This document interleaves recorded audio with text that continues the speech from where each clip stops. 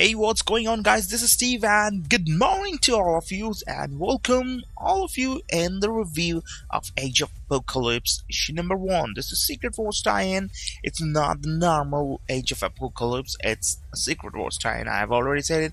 So this week is totally exciting because lots of old but popular storylines is coming on Secret Wars. That is Age of Apocalypse, Civil War, and Spider-Island, Spider-Verse, more and more. So hope you guys will enjoy this one. And this is a good read. First of all, let me tell you that this is a good read, and it's not just ordinary kind of comic. The storyline is good, so I hope you guys go to the store and buy this book and support the creators. So here we go with this review from which one, which website. I'm gonna read this review. Okay, let's go with the graphicpolicy.com. This review is by Edward Wendt. So Secret Wars has been so noteworthy thus far for its ability to incorporate other crossovers into its stories. While the quality of these tie-ins have varied wildly, it has nonetheless been somewhat comprehensive in its attempt to give some exposure to all the major crossovers from the past. It would be nearly impossible, therefore, to leave Age of Apocalypse off of the list. Although this story occurred in the pages of X-Men related titles, it was nonetheless one of the bigger crossovers that Marvel has seen, as well as being in part responsible for the upcoming sequel to the X-Men movie franchise.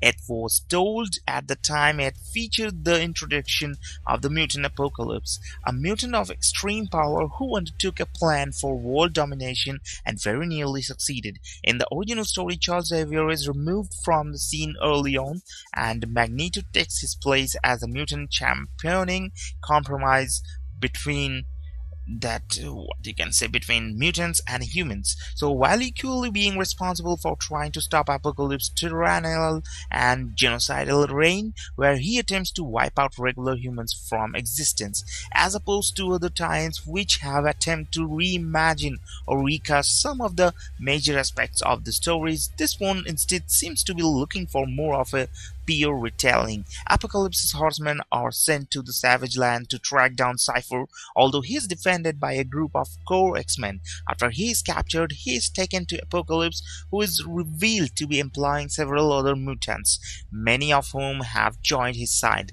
Standing against them are still Magneto and his mutants, as well as a group of humans led by Carol Danvers. Apocalypse grows restless to wipe out his opposition, but it will not necessarily be as easy as he planned. So this first issue most sets the conditions for what will follow, and it does so in a meticulous way. It is a challenging enough task, condensing a huge story arc into a few issues, but at least a proper job is done at this. If this issue ends up being a bit clunky at times, there is enough action mixed in with establishing the scenario that it doesn't become too heavy in the dialogue and concept, but it also seems to be leaving a lot of potential for the following issues. It bodes well for the tie-in, and while this issue is a bit too conceptual to get through at times, it still excuses it for what is bound to come.